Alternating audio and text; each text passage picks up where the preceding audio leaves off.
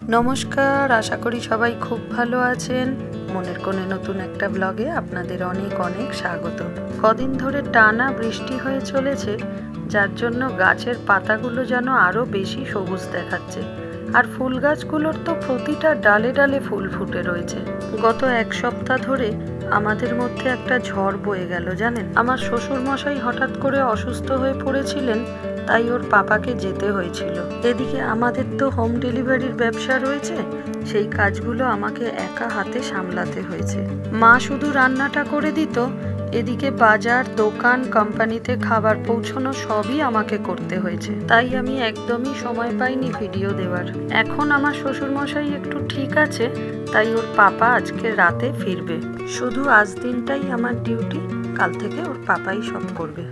মা রান্নাবান্না বসিয়েছে, হয়ে গেলে আমি তারপর খাবারটা পৌঁছে দিতে যাব।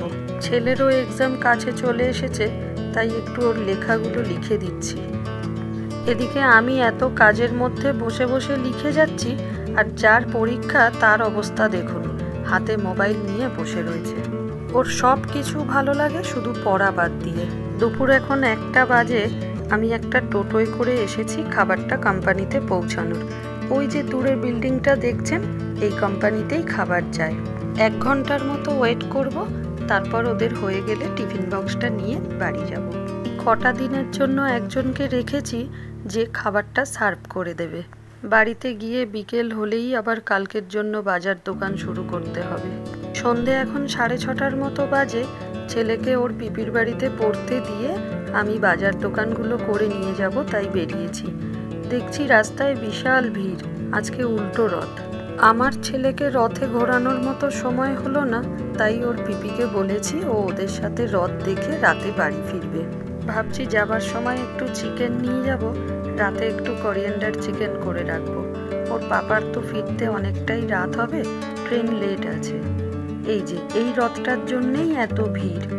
প্রচুর লাইটিং, ব্যান্ড পার্টি নিয়ে রথটা বেরিয়েছে, আর তার সাথে রয়েছে হাজার হাজার মানুষ।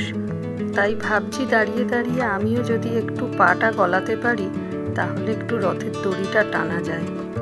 কিন্তু এত ভিড় দেখে যেতেই ভয় লাগছে সামনেটায়। আগে বাজার দোকানগুলো করে নিই, তারপরে রথের দড়িটা টানবো। এই রথটাই আমাদের এলাকার সব থেকে বড় রথ। অনেক রথ বেরিয়েছে, কিন্তু এত বড় রথ এই একটাই রয়েছে। না, আর দাঁড়িয়ে থাকলে চলবে না, এবার ভিড় ঠেলে যেতেই হবে। রাত্রির এখন 9:30টার মতো বাজে। আমি শেষমেশ রথের দড়ি টেনে বাজার হাট করে তারপর ঘরে ফিরেছি।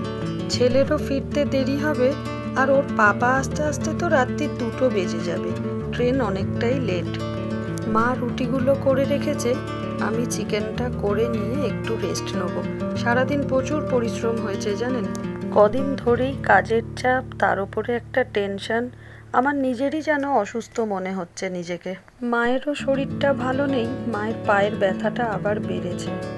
এদিকে রান্নাটাও হয়ে এসছে, চলুন এবার অফ করে রেখে ওদের জন্য ওয়েট করি। ছেলে ফোন করেছিল, জিজ্ঞাসা করছিল রাতে কি খাবো। আমি ওকে বলেছি রুটি আর আলু ভাজা। ওটা শুনেই তো ওর মুখ ভার। এখন রাত্রির 11টার মতো বাজে, ছেলে এসেছে। আমি কিন্তু ওকে জানাইনি ফার্স্টে। যখন ওর সামনে খাবারটা দিয়েছি, ওর খুশিটা দেখুন। চলুন ভিডিওটা তাহলে আজ এখানেই শেষ করি। ভিডিওটা ভালো লাগলে একটা লাইক করবেন, কিছু ভুল ত্রুটি থাকলে অবশ্যই কমেন্টে জানাবেন, আর সাবস্ক্রাইব করে পাশে থাকবেন। দেখা হবে পরের একটা নতুন ব্লগে।